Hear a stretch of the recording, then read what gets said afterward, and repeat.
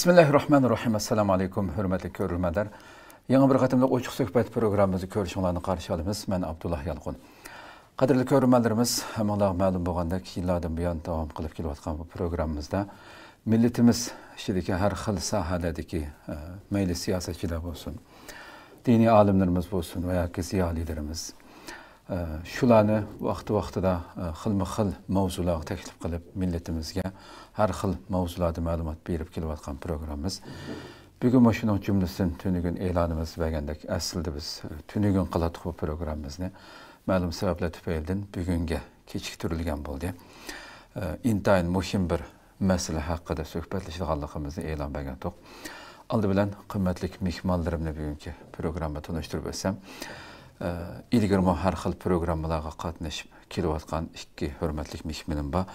O bolsumu tarix bəlləri doktori, şundaqla yazğıcımız doktor Abdurrahim Dövlət əfəndim, şundaqla Selçuk Üniversitesi, Konya'daki Selçuk Üniversitesi oxutucusu doktor Adilcan Uyğur əfəndim təklif oldu. Qimmatli vaxtını çıxarıb proqramımız qatnaşıb bəgəlik üçün aldığından köpdən köp rəhmət etimiz. Bizim köp rəhmət. Aleykümselam, rəhmət. Qadirli görürmənlərimiz, proqramımız YouTube və Facebook kanallarımız arqılıq Nəx Meydandan tarixliyatıdır. Ekran aldı çıxıb duruyatqan nömrimiz şundaqla ictimai fikir vasitələrdəki əlaqə vasitələrimiz arqılıq proqramımızға əlaqədar hər qandaq fikir təklif bozub verişinlərini, suallarına boz soruşunlarını ümid qılımız. Şundaqla köpləyən xeyirləşirimizin paydalanışı üçün həm bəhirləb qoyuşuna, həm unutmağa istər. Qadirli görürmənlərimiz, əlbəttə bugünkü temimiz Vaysaş normal hadisi mi degan temada söhbətləşdiğanlığımızı elan verdik. Əlbəttə cəmiyyətimizə qaraydigan bolsaq, hər xil sahədəki kişilərin ki, meyli bu aildən, mühitdən, ətrafındakı özünün şəraitidən, hətta təşkilatlardan, yaşayatqan dövlətdən digəndək qaqşaydigan, tənqid qılıdığan, nurgun ayıplaydigan, narazı bulduğan digəndək fikirlərini ictimai fikir vasitələri qarısaqmı, ətrafımızdakı kişilərə qarısaqmı, bundaq vaysaş, qaqşaşның biraz köpüyüb qalğanlığını his qılğan bolsaq gerek əlbəttə hər birimiz.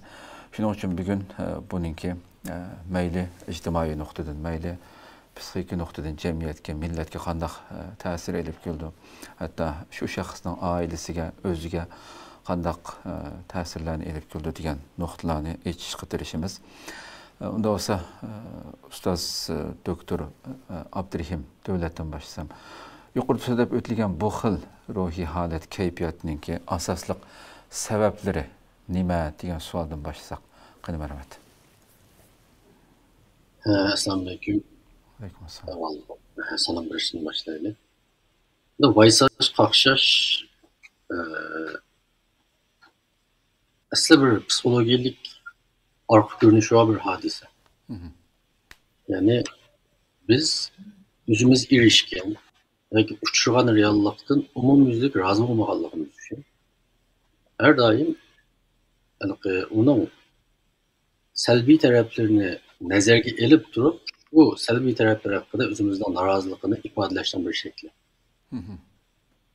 Hem de normal vaysaş, normal qaqşaş bütün insanlara ortak, hiç bunda eyipleş, kirek emez bir normal hadisemine karşı için.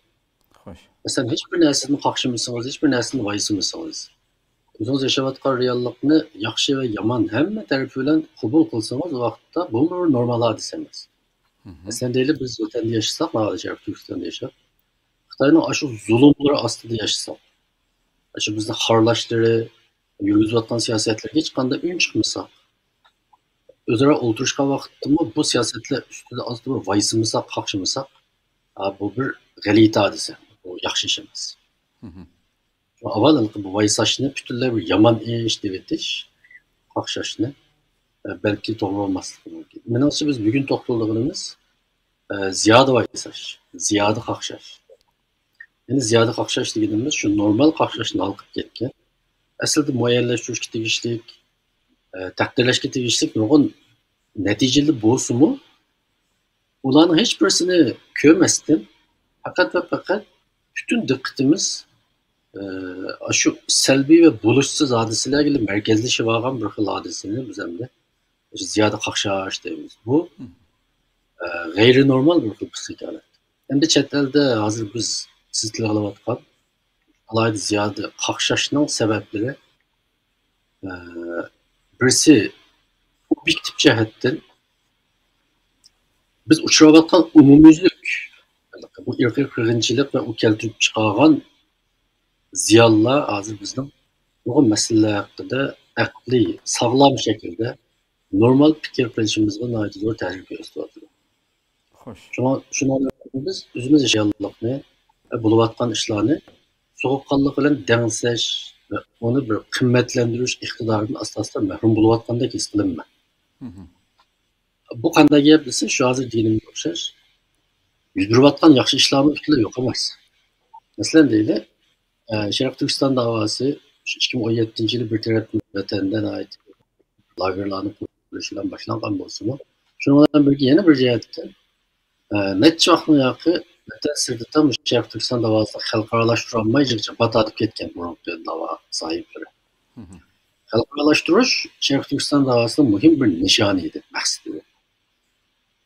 Gerçi bunun amalga ashishi vatandagi cho'ng bir zulmni badal qilgan bo'lsa-mu, mayli itiraf qilmayli, mana bu 7-8 yil ichida Sharq Turkiston davosi menimcha to'liq ma'noda xalqaralashdi. Mesela Birleşken Devletler Teşkilatı'na o'xshash dunyoning eng cho'ng bir siyosiy sahnasida davlatlar Uyg'ur masalasi, Sharq Turkiston masalasi uchun ikki saf bo'lib ayrildi.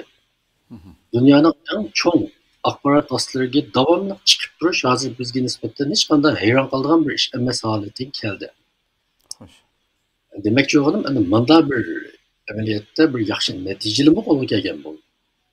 Endi shuning bilan birga mushu zulmga nisbatan bizni qo'lga keltirgan g'alabalarimiz, chet eldagi davodagi natijasizliklar millatni umumyuzlik bir umidsizlikka boshladi deb o'ylayman. Bo'libmi davo sepi ichidagi orqa-orqaga chiqayotgan satchiliklar, nachar qilmishlar, davo sepi ichidagi inoqsizliklar, tashkilotlarda yuz bergan hammamiz biladigan nurg'un ishlar bulardan umid kutayotgan muhojiratdagi Uyg'ur jamoatchiligini ig'ir bir tushkunlikka, umidsizlikka itadi.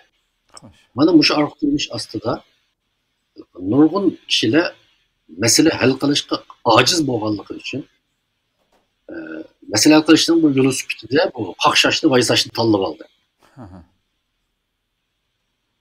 Amaliyotda bu obyektiv jihatga bir sabab bo'lishi mumkin. Endi ikkinchi subyektiv jihatga bir sabab menimcha insonlardagi umumyuzlik shu minnatdorlik tuyg'usidan haddidan ziyoda ojizlab ketishi. Minnatdorlik tuyg'usi bilan bu vaysash kayfiyatini munosabati desak, menimcha minnatdorlik, ya'ni tashakkur etish, ya'ni bir reallik ichidagi asli taqdirlashga tegishli narsalarni ko'rish, tanqidlashga tegishli narsalarning mavjudligini ko'rish bilan birga taqdirlash va muayyanlashtirishga tegishli narsalarning mavjud ekanligini ko'rish bizda bir minnatdorlik ko'zining bo'lishini talab qildi. Chunki hayotda hech bir zaman inson butunlay 13 kunlikka umidsizlikka boshlaydigan bir qop-qorong'u sharoitda qolmaydi. Biz deymiz ya masalan, deraza etilib qolsa-mu, balki tunlik o'chib qolishi mumkin. Qop-qorong'uda qolsak-mu, yiroqda bir nurning sho'lishi ko'rinishi mumkin. O'sha minnatdorlik tuyg'usiga ega kishilar har vaqt atrofidagi shu umid nurlarini bayqay oladi. Xo'sh. Gerçi qaqshash mavjud bo'lsa-mu, yo bunda bir tarafim bor deb. Hozir bizda umumyuzlik minnatdorlik o'ylayman, yo'qolib ketgandek his qilaman. Aqllisi deyiladi. Masalan, bir erning ayoli tomoqda yetib bersa, rahmat xotin deydigan Uyg'ur er nihoyat oz bo'lishi mumkin endi. Chunki biz uni normal qilishga tegishli bir hodisada qilishga tegishli bir ishda qabul qilib olganligimiz uchun, Xo'sh. biz xotinimizga rahmat aytishni Onu alayı kısıtlı kılımız hem. Ameliyette okşaşla otun kişiden buluşu mümkün bu. Erlerine nispeten buna cepata aileine bekavatıdı. Dep o teşekkürünü ifadeleş erler edilemez, ayarladımaz buluşu mümkün. Ben fakat ailedeki bir nesil de var. Bu şundan okşaş bunu kayıtsak, umumi cemiyette mi? Mesela iki teşkilatlı misal var. Meyli teşkilatlar birliği olsun, meyli Dünya Uygur Kurultayı olsun. Nurgun, bazı bir hatalıkla buluşuyla birlikte, bunu Uygur cemiyeti elip gelgen nurgun neticeleri tam mevcut. Bir şimdi bu neticelerini kürüp, o teşkilatlığa, şu işi kılıvatkallığa bir minnettarlık duygusu da bulunduğun bir insanı tepşi intihan etmez. Mesela minatçı değil, engeliydi ki, Uygur soğuttu, hatarlık işler, anladıkken şu kurultayının yetekçilik de, yani şuların kozgutışı da oturumu çıkan nurgun raporla Uygur dava tarihindeki mühim vakaylı hesabı. Bunlar engeliyedeki soğut bunun karşımçına ait mühim bir. Aşını, size kaç tılısınız mı aşı teşkilat oturumu çıkardı, Xitayning cinayetini hüccetleştirdi. Kendisi de bu çok bir takip tüspütü de vakti kelgen vaqtda en lazım bo'lgan bir narsa. Qarmoq hozir derhal rolini ko'rsatilmagandek turgandi. Xuddi shunga o'xshash tashkilotlar birligi Turkiyada Uyg'urlar bu konkret qiyinchiliklarni hal qildi. Gerçi ba'zi ishni qilolmagan bo'lsa. Ammo bir insonda qilolmagan ishini qilolmadi deyishlar birga qila olgan ishini bo'lsa-mu, to'g'ri mudaraq ishini qila oladi degan bir minnatdorlik bo'lishi lozim aslida. Ammo bu endi bunun sebebini tushunmadan bu belki insandaki bir tabiilik oluşu mümkün. Çünkü psikolojide insanlar üzük kallasında oylayan hata düşüncelerinin rastlıklı işinişki mayıl. Nobel kapatı işken bir psikolog var. Daniel Kahneman'dı. Aşınan bir gibi varken bayağı okup mesela biz insanda bir yaran kılgan oyla kalbimizi payda olsa onu hakikaten kabul kılışka mayıl. Aslında palanı mı da demiş diye bir gepni palanı mı da kıttı deb o'ylashga mayil. Agar bular o palanı biz üç bir palanı olsa, o aşında bir eski ishni qilganligini anglagan bo'lsa, gerçi o mesele hakkında biz hech qanday qo'limizni paketimiz olmasunmi? Azad o nashta qildi deb ishonishga mayil. Anladın ki biz aşı ishonchimiz bilan harakat qilishga mayil. Anladın ki bu harakat aslida aşu biz işini vagan ama mevcut emas bir narsani o'ttirib chiqarishi mumkin.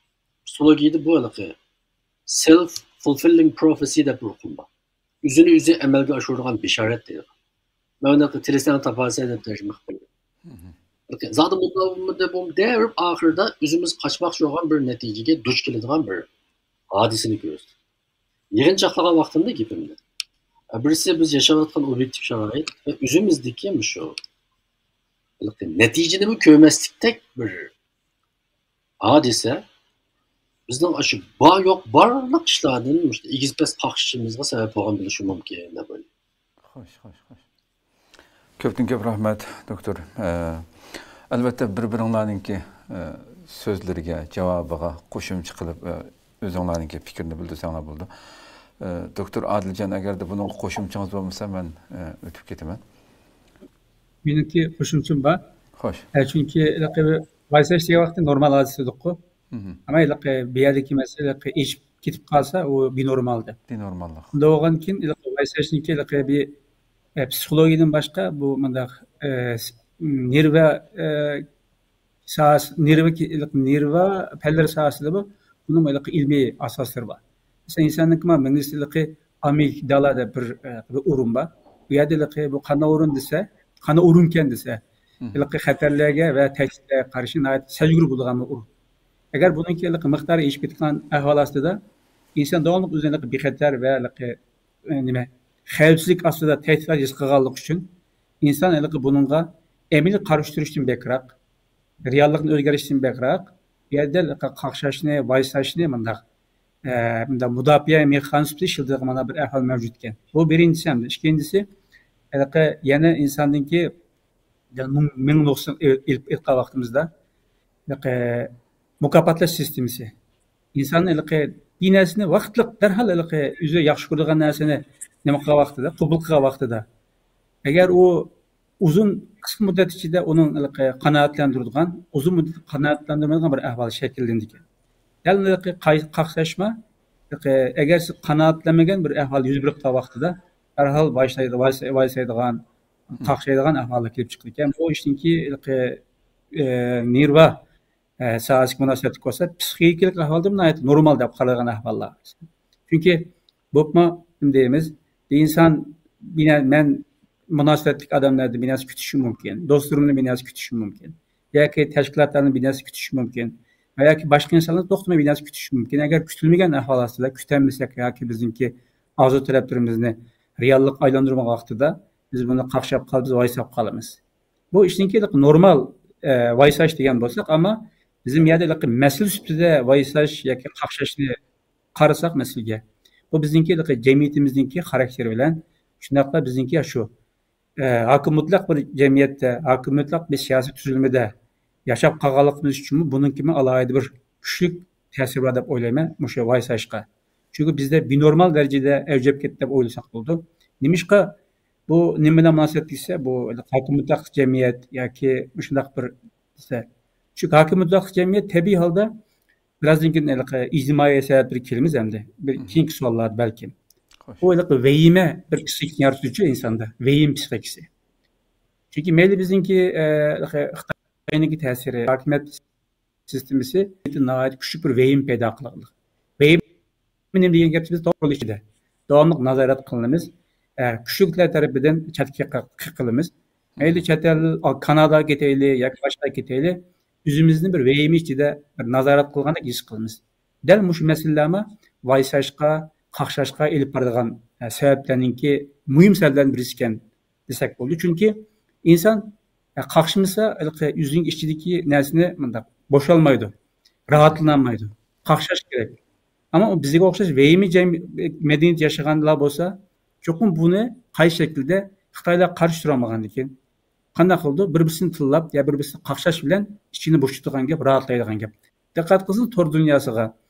Xitoylar nurg'un zulmni olib ketdi, nurg'un zulmlarni qildi. Hammamiz yaxshi bilamiz. Ammo shundoq bir yaxshi ko'rmaydigan bir narsani to'rga chiqarib qo'ysak, yoki qanday qildi darhol nimaga eshakka kuch yetmasa urtoqim degandek darhol shu o'ch oldigan ishni qildi. Shu qaqshashning bir ifodasi, vehimning bir ifodasi. Chunki reallikni o'zgartirmaysiz. Xitoylarni bu zulmni o'zgartirmaysiz. O'zgartmagan sharoit qanday qilasiz? Shu o'zaro bir-biringizga endi qaqshash orqali ishingizni rahat qiladigan gap hamda. Bu masalaning psixikalik tarafi. Undan keyin biz bu shunday vehim jamiyatida yashagan bo'lgandan keyin vehimi hokim eljagan. Biz o'zimizni ojiz his qildik ekanmiz hamda. Ojizlik hissi. Bu psixologiyada muhim bir atalg'u. Reallikni o'zgartirmagandan keyin biz qanday qilamiz? Qaqshab qo'yib, masalani tilga qo'yib bo'ldi qilamiz hamda. Bu bir usul hamda. Yana bir tarafi meselelerni biz reallikni kontrol qilolmaymiz. Kontrol qilolmaganda inson qanday qildi? Qaqshab qoldi. Bu model bizningki shu vehimi madaniyat bilan vehimi xarakterida zid munosabat deb o'ylayman.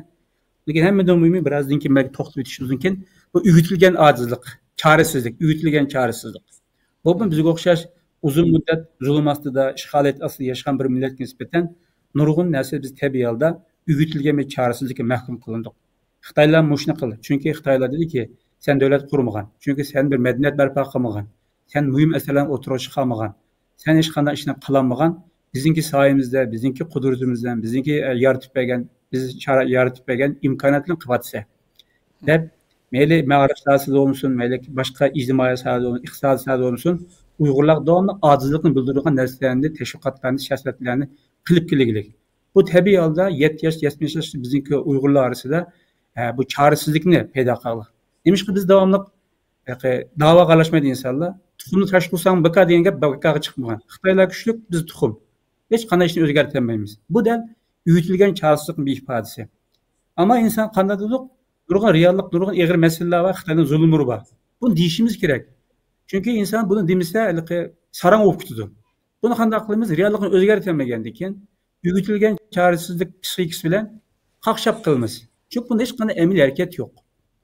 Çünkü insan qanday qildi? Tabiiy holda ma'lum fikrlar haqida, ma'lum masalalar haqida bir narsa degisi keldi. Bu insonning tabiiy xarakteri. Ama biz bu qanday qilamiz? Hal qilamaganki qaqshash orqali, vaysash orqali kun tartibga olib kelamiz. O'zimizning bir narsa bildiganligini ifodalaganimiz keldi. Ama bu ishning yeni bir tarafi. Yeni bir taraf bo'lsa, inson atrofidagilarninki yoki jamiyatdan mundaq muayyanlashtirish ehtiyoji bor. Bu bir tabiiy bir psixikalik bir arzu ehtiyoj desak, buni biz muayyanlashtiramiz deb jiqroq ishninki normal holatidan oshirib o'tib, qaqshash darajasiga berib yetib qolamiz. Bu ishning bu tarafi. Shunga bizningki bu yerdagi binormal deb qolgan vaysash qaqshash bizningki bu jamiyatimizningki hokimiyat xarakter Xitoy tarafidan tengilgan shunaqla Xitoyniki diktatorlik va hokimiyatlik siyosiy tuzilma zich munosabatga bu keltirib chiqargan vehime kültür deyimiz bu endi. Qo'rquv yoki vehime. Shunday zich munosabat shunga bizningki keyingi bosqichdagi programmamizni shu Xitoyniki siyosiy tuzilmasi va vehim nuqtasini bakroq tilga olsak, yoki bizniki bunda umlashib ketgan vaysashni taxmin bir atrofliq va ilmiy analiz qilib deb o'ylayman. Xo'sh.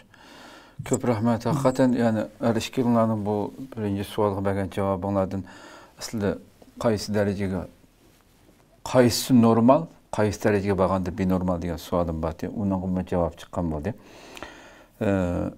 Endi sizcha doktor Adiljon bu xil holatdagi kishilarning jamiyatdagi benormal darajaga borgan kishilarningki bu shu holati tabiatida bormi yoki jamiyat shu hayot shavqinlari mush darajaga apadimi bo'ladi masalan yoki bo'lmasa jamiyatni qaqshaydigan masalalar haqiqatan ko'pmi yoki ular haddidan ziyoda sezgurmi yani sizcha?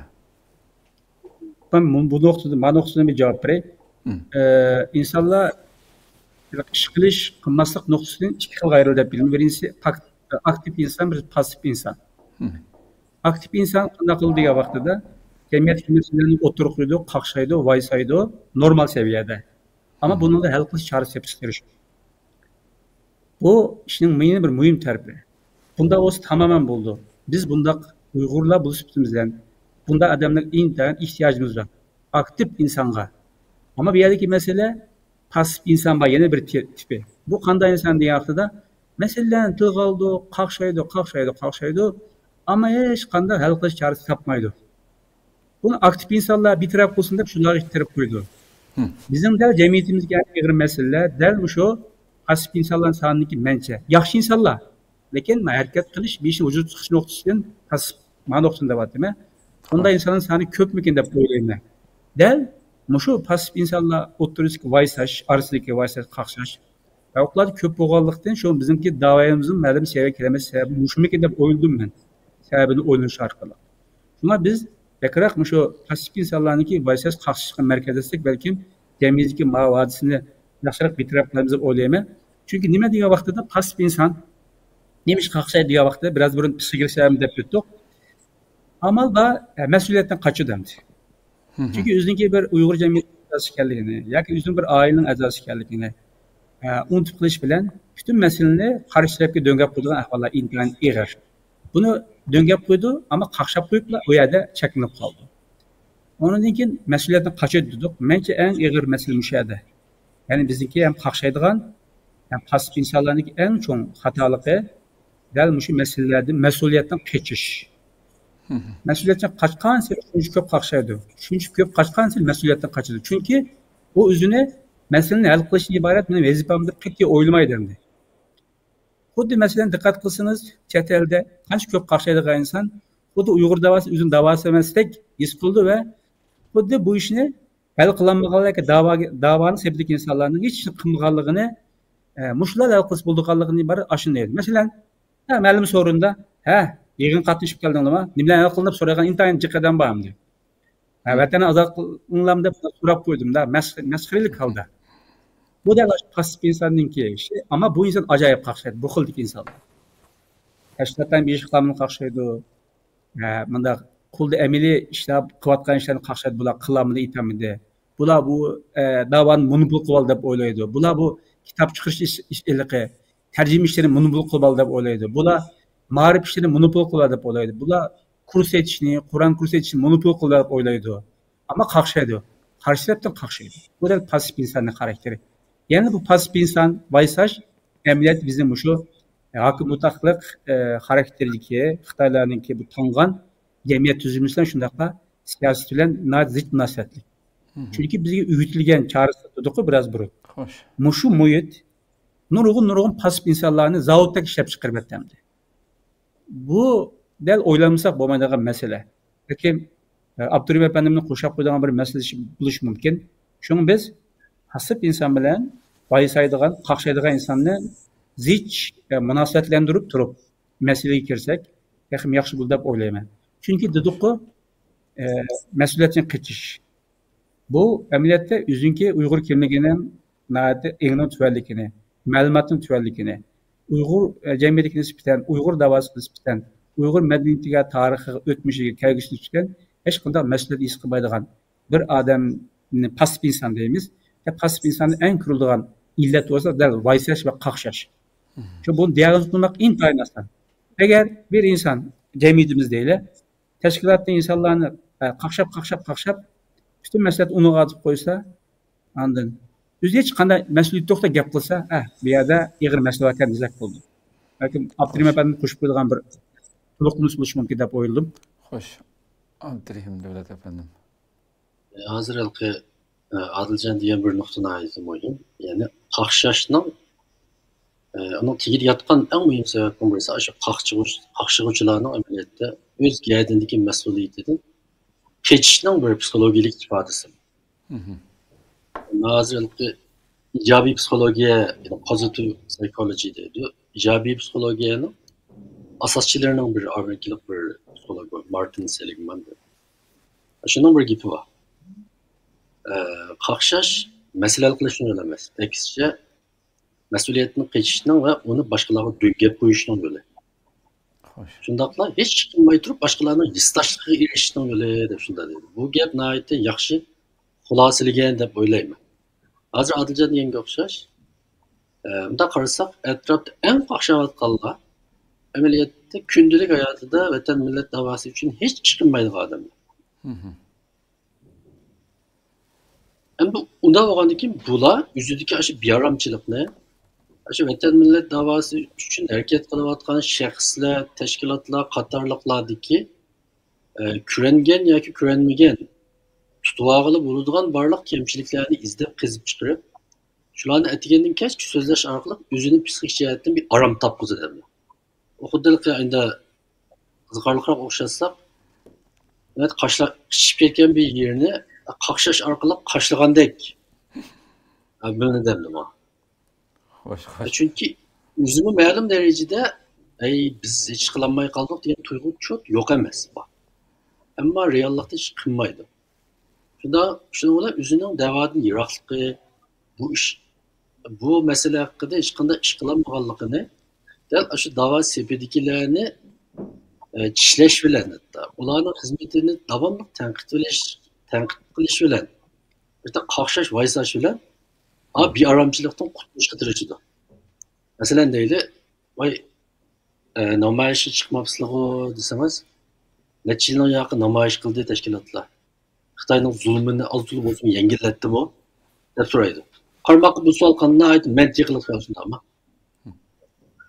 Ya'ni hech qanday foydasi bo'lmaganlik uchun shuni chiqmaydi. Agar foydasi bo'lgan bo'lsa, men safning oldida maqatdim demak. Ammo shunda bir unumli bir xizmat bo'lgan vaqtda ular yana safning oldida emas. Xo'sh. Bu amaliyotda psixologiyada bunday bir hodisa bor. Bir odam bir vaqtda o'zini bir nachar odam deb his qilgisi kelmaydi. Mesela her qanday bir Uyg'ur chetildagi o'zini vatanparvar emas, millatsevar emas deb his qilgisi yo'q. Gerçi uning realligi shunday bo'lsa-mu, ammo o'zini unday his qilishni xohlamaydi. Unda bo'lgandan keyin qanday qildi? O'zining shu millatparvarligiga to'solg'i bo'layotgan omillarni so'zlash orqali, masalan, u ma'lum bir tashkilot bo'lishi mumkin edi. Masalan, men chet elda anglagan eng kulkili qiziqarli gaplarning birisi davoni monopol qilib oldi palonilar degan gap. Ya dava monopol qilib bo'lgan bir xalqning bozori bu.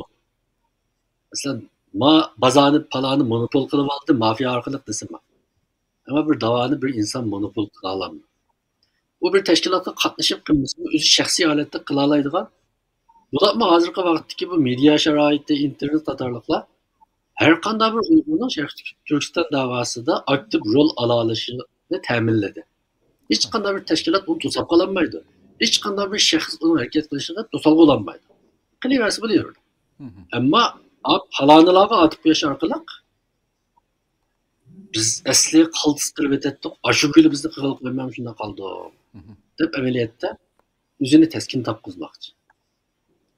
Amaliyotda o'zi ichida biladi, o'zining gapiga o'zi ishonmaydi. To'g'ri. Ko'p rahmat, güzel javob bo'ldi. Endi yuqorida men doktor Adiljonga bir qancha qatim tilg'alib o'tdim o'sha Xitoyninki siyosatininki o'sha kishilarimiz xalqimizga, siyosiy tuzilmaninki bu millatimizning psixikasiga shunday holat kelib qolishimizga bo'lgan ta'siri, qaysi jihatdan ta'sir ko'rsatgan masalan bunga qanday qaraysiz? Doktor Abdurahim Jon, siz davom qilsangiz. Men boshlamdim. Ha. Sabit qo'shimcha qildim, sizdan so'radim, yana Adiljonga qo'shimcha qildim. Asli Xitoyning mustamlikachiliginin va bizga yurgizgan zulmining Uyg'urlarning umumyuzlik psixologiyasiga qanday ta'sir ko'rsatganligi masalasi nihoyatda cho'ng va favqulodda muhim tema. Chunki bizning uzoq mezgillik mustamlakada qolishimizning bizning ruhiy dunyomizga qoldirgan cho'nqur izlari bir necha kitob bilan izlanishi mumkin. Bir necha doktorlik maqolasini o'tirib chiqarishchilik jiq masala bor bu işte. Şu bu cho'ng savolga qisqa vaqtda gap qilishmi bir sal yengiltaklik. Shunda bo'lsa-mu, men bir qancha nuqtani mana o'tirib tashlashga tirishib boqaman. Uzoq muddatli zulmning bir millatga akildigan yomon ta'sirlarining biri birinchisi menimcha shu millatning ashu zulmni va ashu zulmga uchrashini muqarrarlik deb qarab uni o'zlashtirib olish ishga.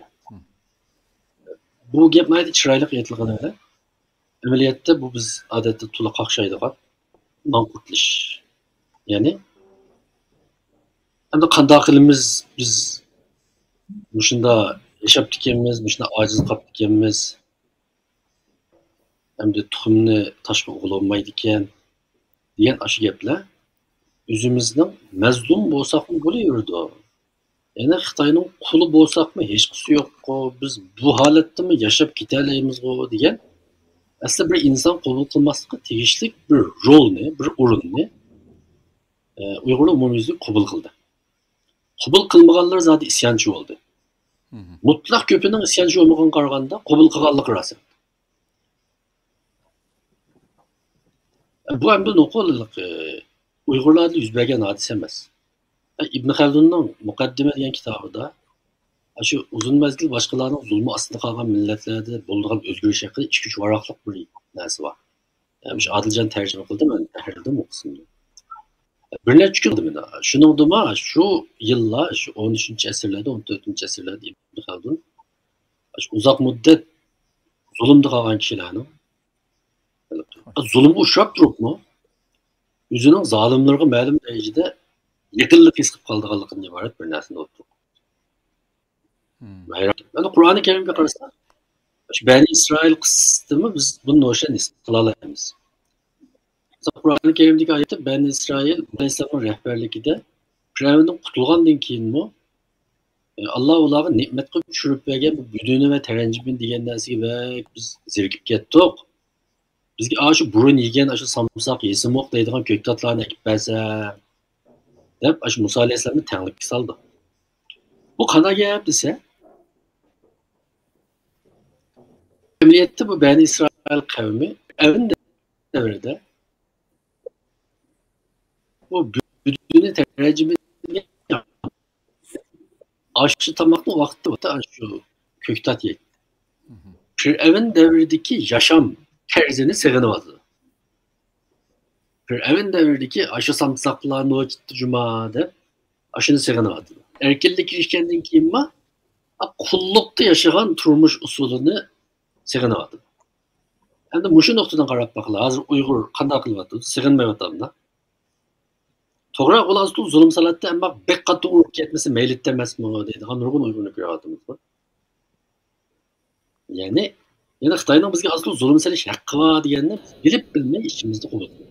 Shunga qo'llig'imizni davomlashib ketishi psixologik asoslarning biri va Xitoyga nisbatan uzul kesil ayrılanmaslık muhim sebeplerden biri şu. Buna çoğunkur tema jiq lazım. Hoş, hoş. İkinci muhim tesiri belki Uygurlardaki üzgün işleyişini Xitoy tuzulmacıda yoki zor derecede berbat kıldı. Vayron kıldı. Çünkü Xitoyning tuzulması her vakit Uygurlarning acizligini ularning yuziga uradigan. Mesela onun adli bir misalini nima desa, o vaqtda to'lqotmalar imtihon bersa, ularga to'lqotir maktab imtihonida matematika uchun bu da 50 numar atrofida qo'shib bir numar. Bu qaramoqqa Xitoyning Uyg'urlarga qilgan bir e'tiborlik belgiladi. Endi ma'lum darajada Uyg'urlarning zaten matematika o'rganmaydiganligi, Xitoylardek yuqori numar ololmaydiganligi. Mana mushu narsalarni aqlga uyg'unlashtirib Uyg'urlarga ko'rsatdi. Bizmi uni bizga qilingan bir haqorat, bizning aqlimizga qilingan bir haqorat deb qaramasdan, Xudoga shukrani bo'lsin 50 numar bergan deb qabul qilishimizning o'zima bir fojia. Bu hamma tarafdan bizga o'zimizning ojizligi his qildirilgan bo'lsa, o'zimizga bo'lgan ishonchimiz umum millat sifatida tuallab ketgan deb o'ylayman. Tuallab ketgan deb. Şungalıqı öz içimizden ölüma çıksa, öz içimizden siyasetçi çıksa, öz içimizden bir kötü adam çıksa, içimizden bir yerlerde şu adamın nispeten hayırlıklı olmayı. Mesela aramızda birisi bizimdeki akşadarlık olsa tirişim. Azam bizde başkurduğun bir makam hikayesindeyiz. Aşı gibi biz başkuran dedik. İşte bildi oynayıp, bildi soğuk çıkıyor. Değil mi? Bunun oyunuğa bize Xitay başkursa. Hatta chet elda chiqqanligimda his qildim. Xitoy emas. Uyg'ur bo'lmagan qanday bir millat bizga ozroq gap qilsa, ayt qachaldi ekanmiz. Sahnildimi? Qancha qatim yig'inlarga qarasa. Ba'zi boshqa millatniki bizga tashqadan nutqlardan keyin Uyg'urlar o'zimizning adamlarga chalgan javob, ko'proq javob ekanligini ko'ralaymiz. Balki mening bo'lsin biz yaxshi ko'rdimi akimiz deydigan bir his tuyg'umuzni qondirgan bo'lishi mumkin. Bulan yol gösteriş ve kendimizi şapalaklap koyuşturup bizi nayet huzurluk, nayet rahat bir neden.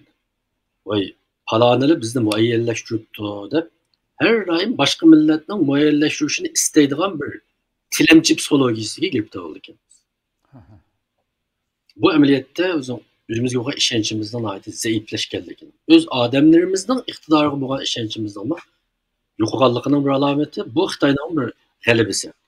Çünkü biz öz içimizden çıkan üstün kişilerini qanday qilsak qilib ko'zga ilmiy olsak, o'zimizning ular bilan teng ekanligini qancha isbotlay olsak, o vaqtda biz uyuşanmaymiz. Çünkü o'zimizning üstün odamlarga gapini anglay demaymiz çünkü. Biz o'zimizning ularga o'xshash ko'ravergandik, qanday yerda.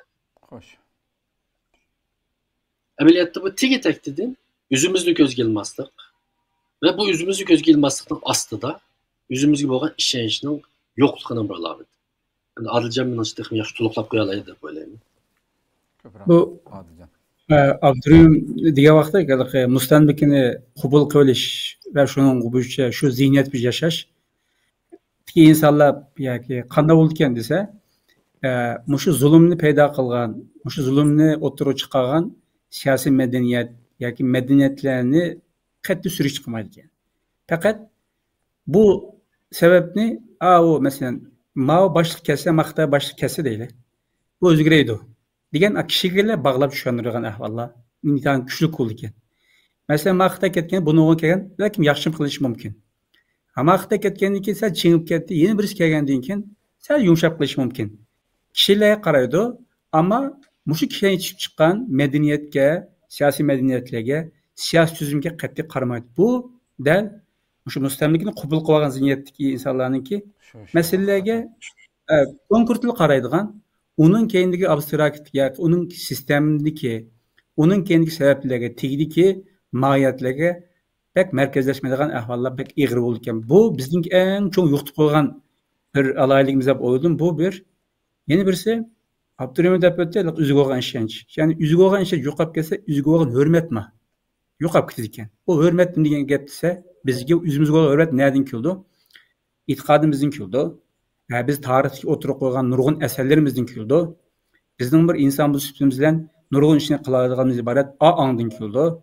Ya'ni biz bir Uyg'ur shaxs bu sifatimiz bilan o'tirib qo'ygan asarlarimiz millat bu sifatimiz bilan o'tirib qo'ygan sistemalar yoki davlat yoki cho'ng ishlardan keldi hamda.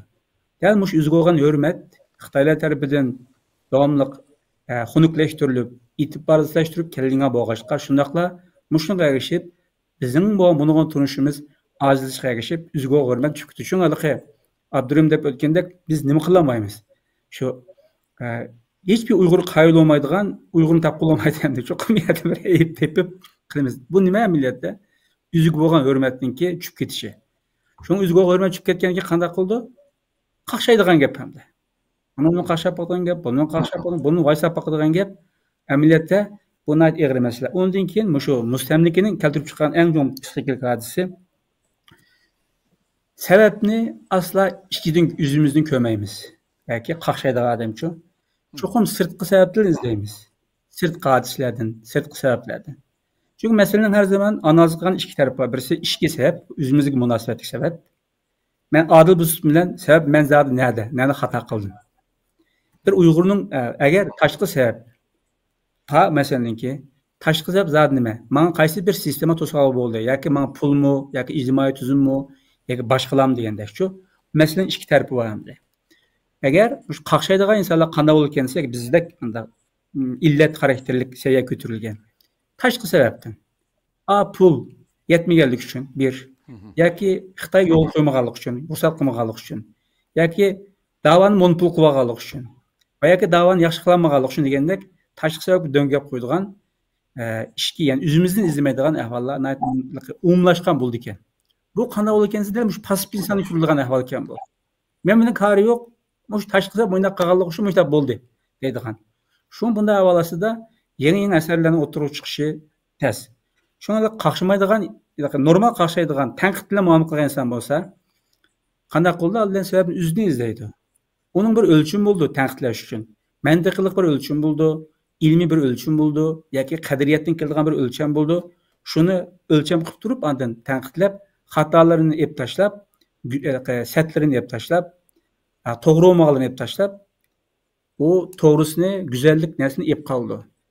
Andan bu inson o'zini taraqqiy qilib yurishdi. Ammo ikki qaqshash masalasi qaqshab tasha to'xtab qolgan, xatolikni o'zini izlamaydigan bunday ahvol. Shunga bizda shunga bunday bir psixikaga bizdek insonlarda Xitoyni ular deb qaramaydigan, o'zimizning jamiyatidagi insonlarni biz va men va ular, sen yoki biz va ular deb qaraydigan bunday jamiyatning ichini bo'lib tashlaydigan, bo'lib muomala ahvollar sal og'irroq. Agar qaqshamaydigan bo'lsak, bir Uyg'ur jamiyati butun deb qarab, bu biz. Ammo ular kim? Xitoy. Manda muomala qilardik. Va shuni qarata pozitsiya bildirgan bo'lardik. Shunga bir o'zimizda bo'linib keluvchi men yoki sen, biz yoki ular. Unda bo'lgan ekan bu qaqshashning meni bir keltirib chiqqan natijasi deb qarayman. Shunga deyli, masalan, ma'rifatkilar yoki qurultaydikilar. Dal ular. Ular emas ya, o biz jamiyatning bir qismi. Mesela yerda ular bo'lganda Xitoy bizga nisbatan. Bizga chakchiray Xitoylar bunun qalishi intayin ro'shan. Xitoylar burun tarixdan beri Uyg'urlarni ularda muomala qilgan. Shu ziynatli muomala qilgan bo'lg'achqa, shu ularniki siyosati sistemlik elib berildi. Keng ko'lamlikchu. Biz unda muomala qilmagan bo'lg'achqa Xitoylarga, shu bizningki bunda bo'linib ketgan, uzun muddatlik emas. Anda bo'lgandan keyin mendagi masalam dal shu biz sen masalasi-chu menda. Shunga shu uzun muddatlik mustamlikama shunday bir ahvolni keltirib chiqaradi deb o'ylayman. Chunki bizda ular bo'lgandan keyin men mas'uliyat olmayman. Agar biz deb o'ylagan bo'lsak, masalan-chu, bir Uyg'ur biz deb o'ylagan bo'lsak, mas'uliyat olgan bo'lardim, oz qaqshaydim, amaliy ish qilgan bo'lardim. Ammo sen va men biz va ular deb muomala qilgan uchun biz yaxshilar qaqshsak bo'ldi, ular qilsin ishni degan mantiqi bor. Zihniyat va deb o'ylasak bo'ldi. Xo'sh. Adiljonning gibi ishga qo'shqim keldi, biroz ilhomim tutdi deylik. Bo'ldi. Buni qadar ro'shanlashtirish uchun bayan biz qaqshashning bir arqa ko'rinishlari, sabablari haqida to'xtaldik işte. Shuna munosabatli so'zlamoqchi bo'ldim. Birisi bunda bir sabab his qilyapti. Masalan, Uyg'urlar o'zaro birimizni qaqshash, tillash, haqoratlashdan da favqulodda energiyalik, nihoyat kuchli. Eng afsonaviy gapni topa olamiz. Eng vahshiy o'qitishlarni topa olamiz. Va nihoyat rahimsizlik bilan tillasha olamiz endi. Xo'sh. Agar internetni Uyg'ur ishlatayotgan Facebook qatorliq o'sha internetdagi mazmunlarni analiz qilish mumkin bo'lsa, bunda bir qiziqarli bir natija chiqishi mumkin. Uyg'urlarning o'zaro tanqid, o'zaro tillashlari bilan Uyg'urlarning Xitoyni tillashi, Xitoyni tanqidlashining nisbatlashtirgili bo'lsa, gayet kulkili bir natija ko'z oldimizga kelganda qildi.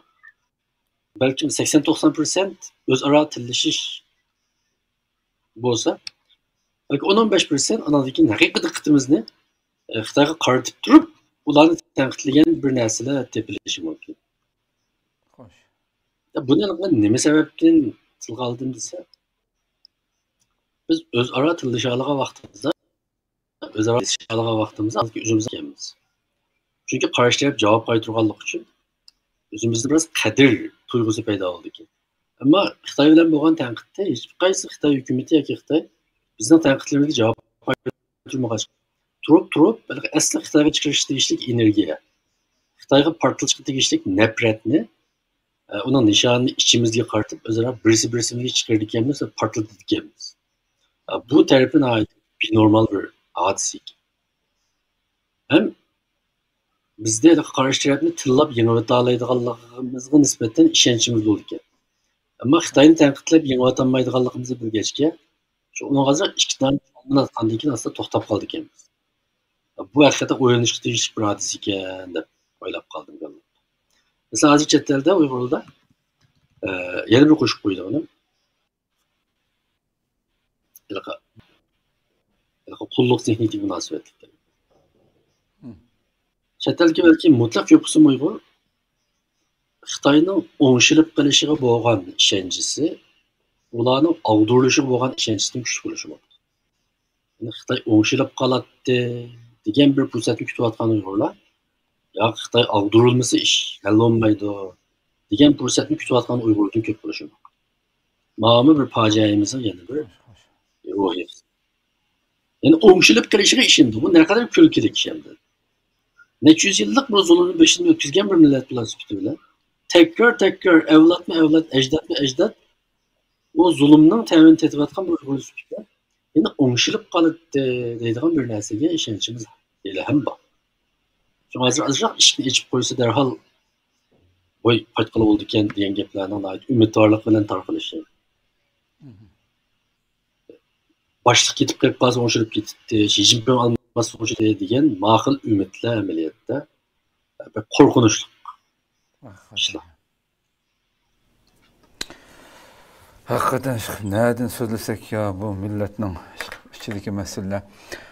Doktor hamda Adiljon Abay so'zingizda masalan shu bu holatga ichki tashqi sabablarni so'zlab o'tdingiz. Ama şu biz yani Xitoyni azroq tushundigan kishi shuni bildiki Xitoyning tarixdan buyon yani o'zining millatining ichida o'z millatiga bo'lsa ko'ranmaslik, bir-birini shu qo'yib o'tishni mahorat deb bildigan bir xil psixika. Ama bu ishg'oliyatga uchrab ta bular besib vatanimizga kirgandan buyon millatimiz ichidagi har xil salbiy bizning millatimizda bo'lmagan har xil shu odatlar Müşna işlarninki yo'qtirib olishimiz, ya'ni shu barliq jinoyatni biz davomli holatda tashqi ichki o'zimizga qaramay tashqi narsaga qaraymiz dedingiz. Mushunday masalalarda millatimizning mushunday bir ayib bir ishni ko'p o'ziga yo'qtirib olishidimi? Bu tajovuzchi Xitoyninki asosliq bosh jinoyatchi ekanligini, ya'ni aniq. Desek bence artık etmeyi de qarayman. Siz qanday qaraysiz yani? Evet, ben artık ketmeyi de söyleyeyim. Lakin bizning münasebet kısmı başka işinki. Lakin Xitoydan qarab burun tarixdan biri bu bizga yo'l qo'yayotgan yoki bizni ishg'ol qilmasdan burunma boshqa millatga tutgan pozitsiya ko'z qarashi intayin salbiy, ya'ni uni ko'zga ilmaslik, uni cho'qim o'ziga qo'shib olish, assimilyatsiya qilish, uni tuvan ko'rish, kamsish qatorliq bu narsalar qon-qiniq deydi-ku, zar gap bilan. Bu siyosiy moddiy sinib ketgan narsalar. O aldı burun Xitoy bizi ishg'ol qilmasdan burun uningki siyosiy madaniyati yoki zihniyati ideyasida ishg'ol qilinib bo'lgan bizning Sharq Turkiston. Fursatni topsa ishg'ol qilamiz degan narsa-ku. Buni oldin inqash o'tish kerak. Chunki agar tarixniki o'tmishgacha ma'nogan bo'lib qolsa. Bunda bo'lgandan keyin, ya'ni siz bu Uyg'urlarni nima ishg'ol qilamiz? Bular yavoyi, bular madaniyatsiz. Bular cho'qim bizga nisbatan tahdid, dushman. Buni o'ylaqa nimaga o'sgan, etizlik o'sgan yavoyi o'tib. Buni cho'qim ko'kidan yiltizini qo'rim tashlash kerak. Bu ishg'ol qilmasdan burun mana bir ideya, mana bir siyosiy madaniyatni ketgan tushuncha bo'lgan bo'lgan so'zlarni ishlatadi-ku shunga. Albatta. O masalan bu haqorat ma'nosini o'zicha olgan. Xitoy manbalarida ularni qul deb ifodalangan. Boshqa nurg'un sharqdagi, janubdagi boshqa millatlarni biz buni o'zicha oldi. Həmisi yavayi, mədəniyyətsiz, ağzı puraydıgan, itki uşaydıgan deb ən qəbi, vəhşi, səlbi gəplər ifadə edilgan. Bu nima degan gapsa, inson qatori tushunmaydi. Inson bo'lishi qanday bo'ldi yoki Xitoy o'zi inson deb o'ylaydi hamda o'zining o'xshashdi. Bularni chuqur qanday qilish kerak? Ya betaraf qilish kerak, ya Xitoyga o'xshash kerak degan bir mantiq bor. Zulm amaliyotda ishg'ol qurishdan boshlangan desak bo'luvchi. Bunda ideyadagi inson albatta qarshi zulm qildi. Bu ishning tarifi. Ondan keyin ishg'ol qildi. Yüzünki ideyastik zulmni ishg'oliyat bilan emillashtirgan bo'ldi. Qanday qildi? Qarasang Uyg'urlar tarixdan beri bir madaniyat qurgan, davlat qurgan, bir kollektivda siyosiy bir asar o'tirib qo'ygan bir millat. Va o'zinki falsafa dunyosini, falsafa adabiyotini, madaniyatini, me'morligini, o'zinki naqsh muzikasini, tabiat dunyosini tushunishga shakllantirib qo'ygan ayrim bir millat. Qanday qilish kerak? Xitoy o'zinki sizib chiqqan bir endiza asosan yangi bir Uyg'ur kimligi o'tirib kerak. Bu Uyg'ur kimligi bor. Xitoy nazaridagi Uyg'urlar davlat qurmagan bu kimlik bor. Uyg'urlar nochasar o'tirib qolgan degan kimlik bor. Uyg'urlar dot degan kimlik bor. Uyg'urlar o'z oldiga ish qilmaydigan, vujud chiqarmaydigan bir millat, ojiz millat deydigan u narsa bor.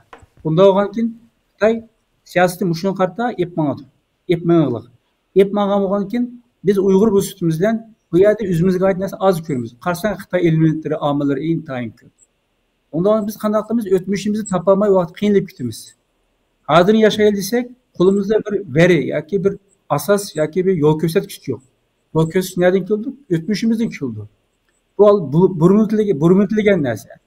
Shunda bo'lganki bizga o'zimizga oid boyliqlar, madaniyat, moddiy ma'naviy boyliqlar.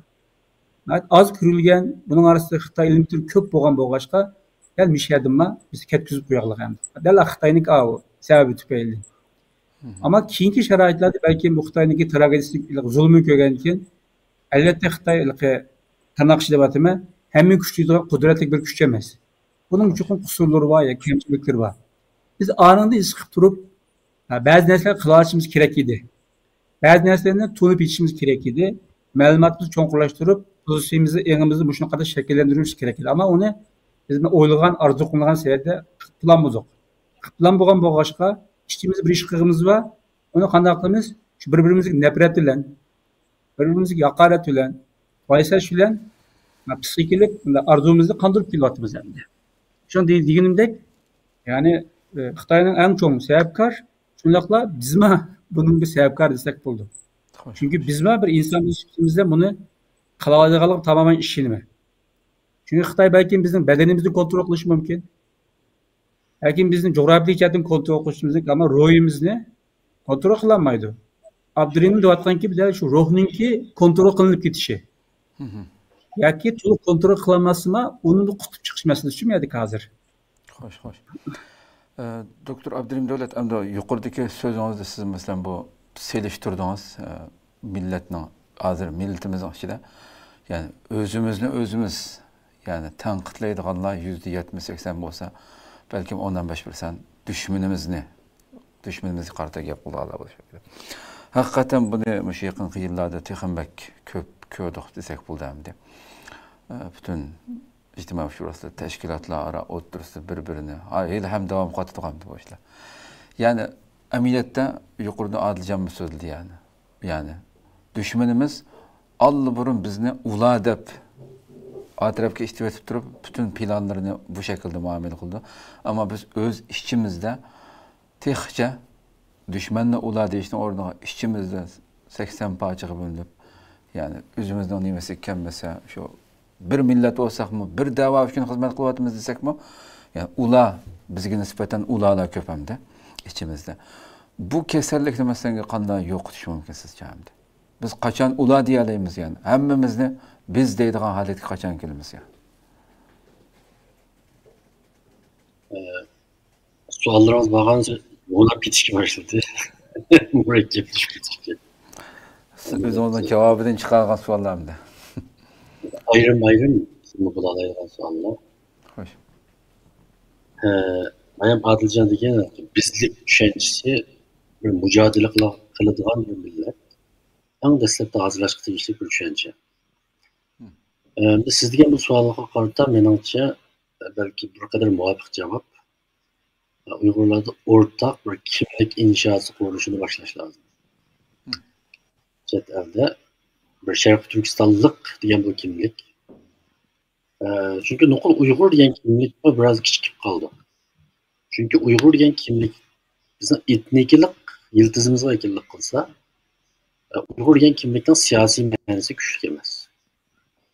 Sharq Turkistonlik degan kimlik bir davlatning fuqarosi degan gap. Gerçi o devlet ag'dirilgan, munqaraz bo'lgan davlat bo'lsa-mu tarixda. Ama onun siyasi ma'nosi var. Hozir Uyg'urlar siyosiy ma'nosi va kimlikka ehtiyoji var. Etniklik kimlik bizning maqsadimizga yetarli emas. Diniy kimligimiz, musulmonligimizmi Sharq Turkistonlik degan shu kimlikning ichiga kiralaydi. Çünkü Sharq Turkistonliklar musulmonlar. Mushu yo'g'on hemen o'z ichiga olgan bir kimlik tushunchamiz mustahkamlashgan vaqtda bu halqa biz shu tushuncha, shu kimlik tuyg'usidan bir xil faxr his qila olgan vaqtda andan keyin biz Sharq Turkistonliklar bir degan tushuncha asosida shakllanishi mumkin. Bu bo'lmasa hozir biz ushshaq tushak kimliklar bilan faxrlanib ko'nglimizni xo'sh qilib yuryapmiz. O'zimizdan xo'jalik bo'lganligi, qashqarlik bo'lganligi, g'ulchilik bo'lganligi, ürümçilik bo'lganligi deganga o'xshash shu yerlik yurt kimliklarimi bizden hayacanlandırışga yetib eshyapti hozir. Ama ko'pincha Uyg'ur o'zining Sharq Turkistonlik ekanligidan iborat bu kimlikdan o'zining paloni bir yurtlik ekanligidan kelgan huzurdan bakroq huzurlanmaydi.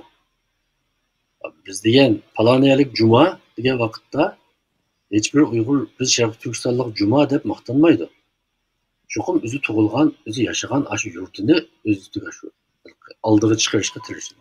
Amaliyotda bu bir qarmoqqa yurt kimligimi muhim deganimiz bilan kimlikli degan qatlamliq bo'ldi. Yuqoridan tuvangi bo'ldi. Ba'zi kimliklar nurg'un kimlikni o'z ichiga oladi. Ama yurt kimligi Sharq Turkistonlik kimligini o'z ichiga olmaydi. Sharq Turkistonlik degan kimlik qashqarlik xo'jalikni o'zi. Belki muhim narsa bizning ish harakatimizga qaysi kimlik yetakchilik qilishi lozim degan masala. Agar bizning ish harakatimizga masalan mana xo'jalik kimligi bek yetakchilik qilib kelsa, vaqtda balki Sharq Turkiston manfaatiga munosabatli muhim bir ishda mana xo'jaliklik asabiyatim tutib ketib, ishni chatoq qilishim mumkin ham. Xo'sh. Yani çünkü kimlikning muhim yeri bu harakatga yetakchilik qilgan narsa. Shunga bizlik tushunchimizning asosi shu kimlikni ziyolilar, o'limalar chet elda maxsus bir qurilish sifatida harakat qilib, yozilgan asarlarda, tablig'ida shu umumyuzlik bir ideologiyalik inqilobda bir harakatda buni Uyg'urlarga az cho'qim singdirish lozim. Bu hatto bizning davlat qurishimizdagi cho'qim besib o'tmasak bo'lmaydigan bir qadam deb o'ylayman. Mana bu savolga shuncha javob beraman. Vaqtni birga bordi men olsa oxirida. Xo'sh. Rahmat, Alloh razı olsun. Hamda doktor Adiljon. Hamda mushunda bir masalaga masalan bir kishininki masalan oila tarbiyasi, ko'rgan ma'rif sistemasi, ijtimoiy jamiyatdagi ta'sirlarning roli qanchalik bo'ldi? Shunga qisqa bir javob olsam. vaysash ishig'imi? Albatta, u bizning insonning o'ziki shaxsiy xarakteri yoki bilim qulimizga chiqib turib muomala qilsak, bu oilasidagi intayin bu munosabat bor. Bu qaqshashimizga. Agar oilasidagi ota-ona agar o'ziniki chet elda misol qilsak, o'zining butun ish harakatlarini yoki o'ziniki ijtimoiy yoki o'ziniki vakillik qilishdan iborat mas'uliyatini, o'g'ri vakillikni qilish mas'uliyatini unutib qolmagan asosda bolalarga farzandlarga yoki o'zim boshlab deyli, biz ashaniki bir avlodi, ash jo'g'rafiyaniki, ashu zimindiki, shunaqa Uyg'ur millatining bir tarkibiy qismi, o'z sifatimizdan bizim bir mas'uliyatimiz bor. Bizma qo'limizdan kelgan emas deb aynan deydi, xato gap mencha. Qilishga tegishli bo'lgan ishlar bilan qo'limizdan kelishli farqli. Mening qo'limdan chiqish kelmasa men hamda qarab o'tiraman deb ish qilmay, u bo'lmaydi endi. Shunga qilishga tegishli ishlar. Nuqsi muammo qilsa ahvol boshqacha bo'ladi deb o'ylayman. Shunga ota-onasi uyga agar o'zi tijoratchi bo'lsa yoki bir o'qituvchi bo'lsa yoki ma'lum bir kasbni qilayotgan bo'lsa, bolalarga shu ong bilan ishni eng yaxshi qilish. Shunday ashaning gibi farzandi ekanligini mutaqassibat haqiqatni o'rgatish orqali deb mangalsa u qaqshash. U qaqshash tasavvurga tushadi. Ammo alqi o'zini ayrim bir u jamiyatdan to'g'rilib chiqib, biz ayrim bir oiladek muomala qilsa, u bolalarni datisini ota-onasini ko'misa, yoki Uyg'ur millatiga hech qanday bir to'pi qo'shqalin ko'masa, u tabiiy holda u bolama o'zini sirtda his qilib, mas'uliyatni ado qilmaydi. Ammo keyingi mezgillarda balki bizning Uyg'ur ekanligi boshqa tarafdan tunutilgan vaqtida qarasang, o'zi hech qanday bir unda bir aloyidlik, unda bir narsa ko'rib boqmagan, ya'ni mushahidama endi bir ig'ir masalalar kelib chiqishi mumkin. Ondan keyin bu nima gap qildisa, ümidsizlik ilib bordi. O'sha qaqshashning yana bir tarafi hamda biz o'zimizni ojiz his qilgan bo'lgan bo'g'ashqa, jiqishdan kontrol qilmagan bo'lgan bo'g'ashqa, qanday bo'lamiz? Ümidsizlikka petib qilyapmiz. Shunga bu ümidsizlikmi shu qaqshashga sabab bo'lgan cho'ng bir omillarning ichidan o'z ichiga oldi ekan. Chunki atrofdan umidsiz, boshqalardan umidsiz, o'zidan umidsiz bo'lgan bo'g'ashqa qaqshash orqali o'ziniki psixologik ehtiyojini qondirdiga birazdan olib Gel mesela şu. Şuna yani yaklaşıyorum diye ümitsiz insan yirak duruş gerek. Ümitsizlik selbi mındak binası boğan boğuşkanda tiz yokuducu o. Hoş. Şuna aslında muhitten amal basıp çıkıp ama ümit var. Da bir işe icabi karaydıgan aktif insanların kışta uğrunasa tabiiyelde insan şu kimliğinden ten hareketleniyor. Şuna ümitsizlik patkıga petketken adamlarca körümüz hem de.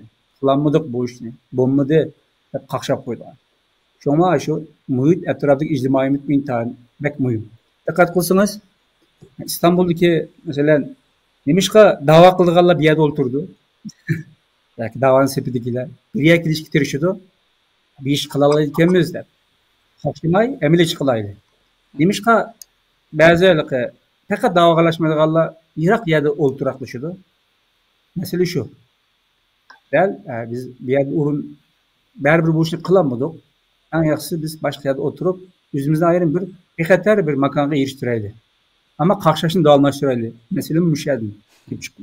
Demişki biz o'zaro bir kelimiz, masalani o'tirib qo'ysak, biz qila olamiz ekanmiz degan. Onglan harakat qilganligimiz uchun shu bir kelamiz degan shu. Shunga bunday narsa bir tepishudi amaliyotda insonlar.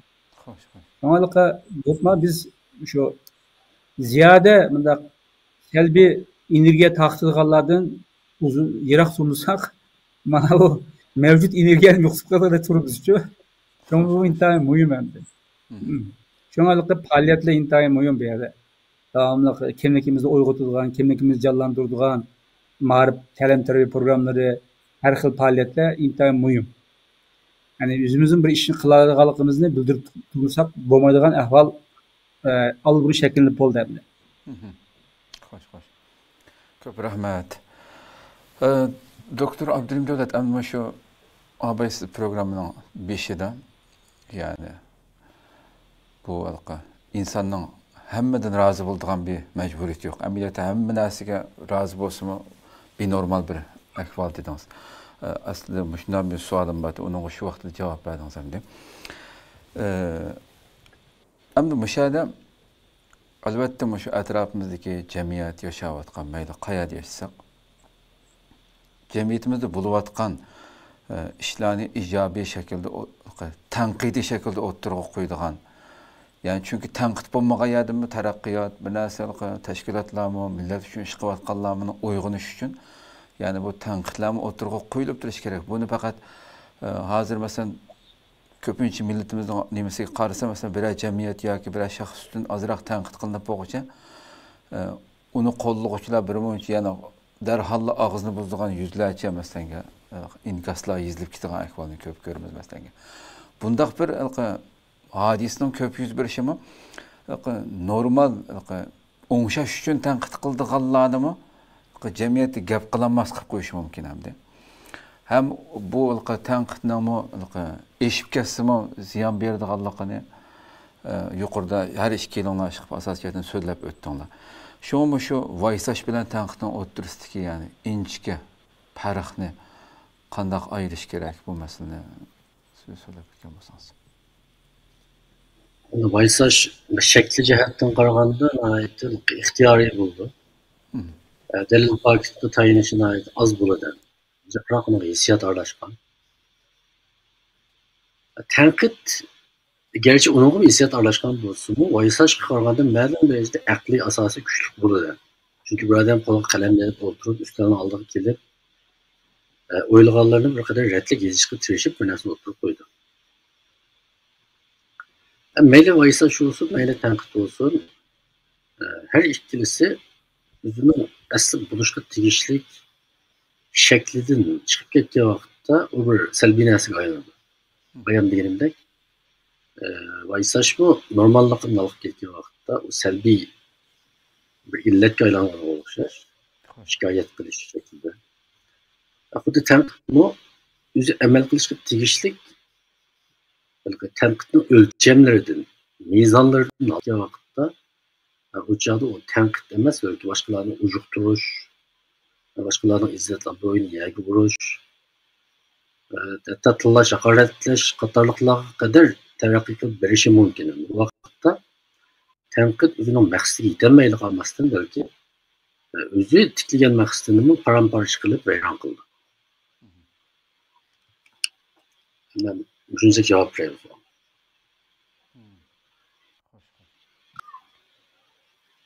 Köp rahmet. Unda olsa Adilcan var mı? Başka qo'shimchangiz bo'lmasa men sualni davom ettiraman. Vaqt buraya berib qoldim. Ovozingiz etilib qolibdi juma lekin Adilcan.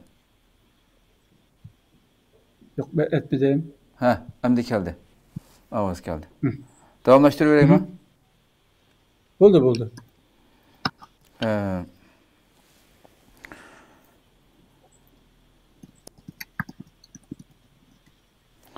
Bir sualım vardı sizga so'rayman ama uçup ketdim hamda darhol. Hech esim kelishi mumkin. Pek muhim bir savoldi. Xo'sh, inchki farqni doktor Abdurim Davlat o'ttirib qo'yib o'tdi. Hamda mushundaq kishilar hamda atrofiga, ya'ni to'xtamay qaqshaydigan bundaq kishilarning atrofidagilarga ko'z tutgan ta'sir haqida amaliyotda ozroq yuqorida so'zlab o'tdingiz. Lekin bu biraz hem balları, ailesi, etrafdagi xizmatdoshlari bularga ko'z tutgan salbiy ta'sirlar haqida biraz qisqa to'xtalamsiz? Birinchisi ko'ksa ümidsizlik deb bo'ldi, pasiflik. Yani pasiflik ibaret shu bu salbiy energiyani shu taqtidi. Bu pasiflik hakikaten hem insan o'sha vaysigan odamnimi şunaqı etrafdagi odamlarni quyunga o'xshash hamma supurib yoki o'tqa o'xshash hamma ko'ydirib mangdigan deymiz zahri xarakterli bir hodisa qo'ysak bo'laydi. Ziyodi vaysash yoki qaqshash deydi. Chunki bu yerda pasiflik deganlar, pasif degan narsa mayat jihatdan oson buzib ketilgan. Xuddi buni yaqin suvga o'xshatsak, yaqin suv turg'un bo'lsa pasif, shunda bu oqmaydi. Şuna o bilmezlik ötkenliğin kim purap, etraftaki üsümlüklerini veren koytudu, tuplakını veren koytudu, yağaç olsa yağaçını veren koytudu. Eğer hayvanlı olup kalsa onun faydalanırlar. Ulan veren koytudu. Değer bu şeyler haddi ziyade pasif, vaysaşma, kaklaşma millette. Alda insanın üzgü ziyan bırdığı anlayışı için, eğri ziyan bırdığı. Çünkü sen tamamen işçinin düşürün kabiliyetlerimiz bu psikolojideki potansiyel. Ba bizdeki İslam'daki eşref-i mehlukat deyimiz, canlıların en ki mühteremliki. O insan. Muşunun ibaret en çok mahiyetli karakterimizi bir şekilde ziyan verdiğin bir ruhi halet desek buldu bu kakşaşın çok, vaysaşın bu illetini. Aldan yüzümüzge ziyan verimiz, ondaki etrafımızdaki bize münasebet kılan hem bir demge sesimiz yakı buzuplaşaşka başlayımız. Bu şuna ziyade kakşaştaki en çok epkiliğin tesiri pasiflik. Bu insanlar yaxşı buluş mümkün, o insan başka demlerge bilip anlık şekilde ziyan vermesi mümkün. Lakin bu değil, şu ziyade bunda kakşaş kopkasa pasiflikni epkildi, pasiflik degan biz gibi zulümatçılık bir millet nispeten en çok xatarlik, zehirlik ahval deb düşünsek bo'ladi. Şuna ben başka sebeplerden ama şu pasiflikni ben ziyade ta'kidlasam bo'lmaydi deb o'ylayman. Köp rahmat. Abay isimden kaçkan sual isim geldi. Muşamda cemiyetimizde meyli teşkilatlardan olsun, meyli şu şahslardan, kişilerden olsun cemiyet köz görüngen şu aldırmaya vatkan teşkilat süpütünü almaya vatkan kişilerden.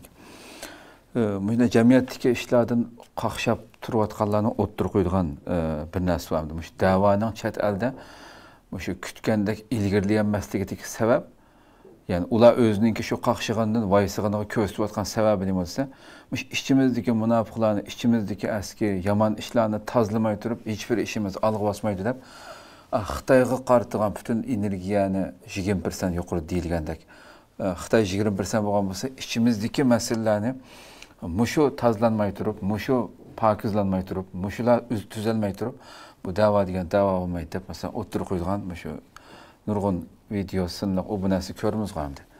Bunga qanday qaraysiz siz masalan?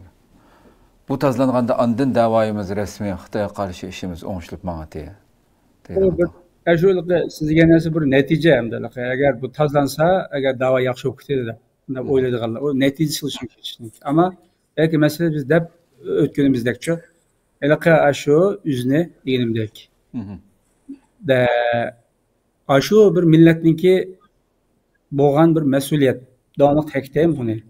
Şu mesuliyetinki acizliğinden ve meselelerden kaçırdığın bir psikaleti kip çıkan nesi de oylamayınca bunu.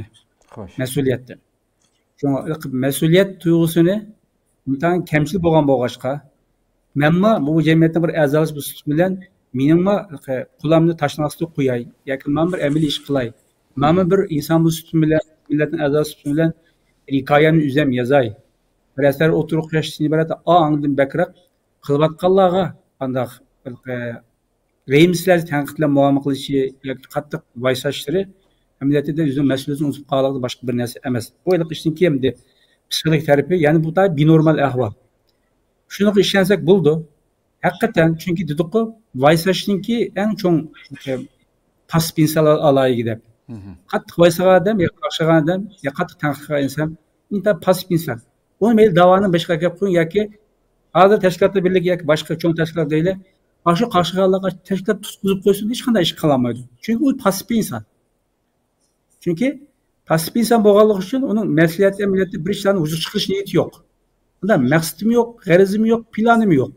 Onun maksadı yüzündeki psikolojik ruhi acizliğini, yani onun kegen tabiatini, arzusunu kandırışın başka bir nesi yok bir yerde. Şunu öyle ulanı bütünle şu ular nispeten münafık demdik hem de. Münafık değilgen, yani bu iş tosal olgan insanlarını bir yere apırıp seni bu işitmegen takdirme ya da işkanı özgürlüğü düzlemeydi. Ameliyatta aslı bosum davranışılgan davaga ziyandan başka hiç kansı ipkemedi şu. Şunu biz her zaman şu hepiniz yazı varsayız kakşaş diyen bu karakterdeki insanlar bilen pasif insanlar bir kirişip ketken ikisini oturursa ziç ve çoğunkur münasebet diyen noktadan muamele kılsak o insanların nimiş kakşaydıganlıkını, nimiş varsaydıganlıkını vaysıga insanlarınki şarait prospektif gelgende hiç qanday ishni qilmaydiganligini, qilolmaydiganligini cho'nqur tushunib yetalaymiz. Bu naytaylik oddiy bir mantiq deb o'ylayman. Amaliyotda bir ish qilg'isi odam, mana misol beray. Hamda balki programni oxirlashtirsak deb o'ylayman. Bizim dava umumyüzlük elip baratıdı. Yani Şarkı Türkistan davası, yak Uygur davası dep mandaq qilsak, içinde şu onun içinde ayollar meselesi var, ballarning meselesi var, lager meselesi var, hamma mesele kirib ketdi demdi. Ama bizim dava naati çoğun. Mesela aşı qaqşıqallar, nimishqa vatandagi nuqul ayollarning meselesini tilga elib o'tirg'ib chiqmaydi. Çünkü vatandagi bizning xonim qizlarimiz Uyghur ayri qaraganda nechtasi ig'ir zulmga uchraydi. Haqiqatan bu inson masalani hal qilg'usa, Uyg'urlarga Sharq Turkiston ko'ngilsi bo'lsa, nuqul ayollarning masalasini hal qilib yetmalaydi. Bu bir. Hatta ayollarning ichidan Xitoyga tekayotgan ayollarniki xonim qizlarimiz masalasini hal qilib nima? Shunga markazlashib ayrim bir proje qiladi, loyiha iparalaydi. Hatta qul qilinayotgan qizlarimiz haqida ayrim bir ish qilalaydi. Hatta 6 yoshli kichik narsa qizlarimizni Xitoylarga berilayotganligini yoki yetimxonalarga sunmayotganligini ayrim bir temi qilib hal qilalaydi. Dedim-ku, bu kadar ishlar borki, bu bir. İkincisi, hatta izlariga yaqinda ismi o'zgartilayotgan nurg'un yezilar bor. Xitoycha o'zgartilayotgan. Shuni ayrim temi qilib necha o'yinni tadqiq qilalaydi. Qilmoqchi bo'lsa. Hatta Xitoy ashta Köktürkler devri Uyghur devletini tartib bizga nurg'un qarzda. Xitoyning bizga bo'lgan qarzlarini hisoblab chiqib, shu vaqtdagi qarzi, hozir qolgan zimmalarimizni ishg'ol qilishi, petrol neftlarimizni ep ketishi, yarasi boyliqni ep ketishga doir shuni masala qilib, ayrim bir temi qilgan bo'lsa, uningdan 10-20 yil ep qilgandek ishni qila oladi. Hatta nurg'un hayvonlarning turli yo'qolib ketib qoldi. O'sha turlarimiz yo'qolib ketgan hayvonlarni tadqiq qilsa-ma yoki da'vo qilsa, nurg'un alna masala qila oladi. Demak, sho'g'inim undan boshqa nurg'un zankasi turgan jamilarimiz bor. Mushunga markazlashgan bo'lsa, nurg'un ishlar qila oladi. Demak, sho'g'inim amaliyotda bu odamlarniki bir ish qilish niyati yo'q. Ziyoda qaqshash va qilayotganlarni da'vo qilmaydi desa, nurg'un ishlar borki, qilmaydi desa, nurg'un. Shu bu yerga maqsad yoki niyat boshqa demoqchiman. Xo'sh. Ko'pdan ko'p rahmat. Qadrli ko'ruvchilarimiz, doktor Abdurahim Davlatning muhim bir ish chiqib qilib, hozir programmamizdan ayrildi. Ko'pdan ko'p rahmat aytamiz qatnashganlar uchun o'ziga. Amaliyotda programmamizning oxirgi nimaga yaqinlashib qoldik. Hamda oxirdagi bir savol bilan tugataylik. Hamda shu holatdan bu holatga kirib qolmaganlar o'zimizni qanday qo'g'daymiz? Jamiyat darajasida qanday bir chora tadbirlar ko'rilishi mumkin? Ma'arif, din buning roli nima bu masalada? Mush bir savol bilan tugataylik, doktor. Yo'q, evet siz degandek buniki nurg'un yaqinlashuvlar, ammo men birlalik nimadan oddiy bir gap boshlasam, oldi bilan men bir inson bo'lishim bilan men nurg'un kimligim bor shundami? Xo'sh. Bir inson kimligim bor. İnsan kimligim bo'lganligi uchun meningmi aktiv yashaydigan bu dunyoga kelgandan keyin bir asarlarni vujudga chiqarish, bir iz qoldirish iborat qandaq bir bo'lishim kerak. Vazifam bo'lishi kerak yoki g'oyam bo'lishi kerak. Chunki biz ashuna yaratildik. Menda yaratildik. Meni dinimiz bo'lsin yoki insoniy bundaq taqozomiz bo'lsin, buni mushun taqozo qildi. Mushundoqni o'ylagan vaqtida hech bir zaman yeni bir insonning sen bana secde kılırsa, sen bana boysunursa, sen bana itaat kılırsa, hiç qanday hakkı yok. İnsan, bu yüzün insan bu noksunu oylarsa mı, Xitoyning bu qilgan etken zulümlerini yoki kemsitishini yoki hozirgi irqiy siyosatlarni har kim qabul qilmaydi. Abobda millatni o'ylamaydi, oilamizni o'ylamaydi, ammo bir inson ustidan qabul qilgan ish emas shu. Shunga, Allah men kim? Men bir inson.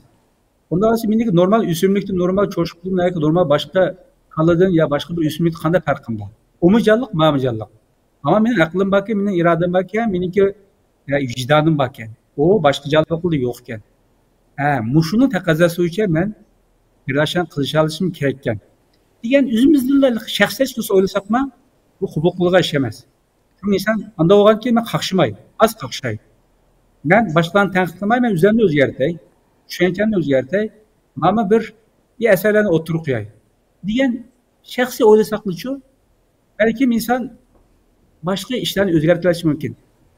Boshqa sabablardan keyingi program to'xtalaydi, mening tavsiyam. Masalan, bir misol beray. Qaysi davlat unutib qolibmi buni? Bir muhitga qarshi bir namoyish bo'ldi ekan. Oldi bilan bu muhitga qarshi hukumatning qilgan siyosati muhitga ig'ir ziyon berdi ekanda. Shuning bilan hukumat shaxslarni ishga solib bu namoyishchilarniki ko'p qisminiki nimasini irodasini susashtiryapti. Va nurg'a odam namoyishdan chekinib chiqdi. Ammo keyin vaqt o'tishi bilan bu inson namoyishlar soni 10 ga tushib qoldi. Nimasiga o'tgandan keyin bir odam bir yilga tushib qoldi-da. Shuning bilan muxbirlar kelib so'radi ekan bu odamdan. Qara, hammadan sening saptashingimiz, seni tark etdimiz, ketib qoldi. Desa, odam nima der ekan bilasiz? Men namoyishni bu do'stlarim bo'lganlik uchun qilmadim. Men namoyishni men inson bo'lish uchun bilan, o'sha xato deb qaraganligim uchun, men ziyon berdi deb qaraganligim uchun men shu namoyishni qildim. Shuni men oxirigacha kurash qilma bur. Ikkinchisi, hukumat yoki qo'lda kuchvola ay insonlarni o'zgartirib ular voz kechdi. Ammo ular meni hargiz o'zgartirmaydi. Chunki men inson. Vicdanım bor inson. Shunga men vijdonlikning taqozosi bo'yicha, axloqiy taqozo bo'yicha yoki qadriyatlarim taqozosi bo'yicha oxirigacha menga der. Shunga bu pozitivni biroq qayrab turib, inson bo'lishimiz bilan bu o'zimiz o'ylansak, emili ish qilishniki naydi muhimligini his qilamiz va insonlik shuni taqozo qildi. Chunki bizning o'tirqi asarimizdan biz xotirlaymiz. Qandoqsa qaqshash bilan yoki voyslash bilan emas. To'g'ri deysiz. Ko'p rahmat, Alloh razı olsun. Programımızı bu yerda bugun oxirlashtirsak. Boshqa agarda so'z bo'lmasa, inshaalloh boshqa bilan yana oldimizgi sonlarda davomlashtiramiz. Ko'p rahmat. Qadrli ko'ruvchilarimiz, shunday qilib bugungi programmamizni bu yerda oxirlashtiraylik. Haqiqatan har ikki doktor Naiti atrofli javob berdi inshaalloh. Millatimiz uchun xayrli bir natija chiqishi har birimizda bor oz ko'p masalalarningki o'ngishlishiga sabab bo'lishini umid qilamiz. Alloh umr bersa oldimizdagi sonda boshqa bir temada ko'rishguncha omon bo'linglar. Assalomu alaykum va rahmatullohi taala va barakatuh.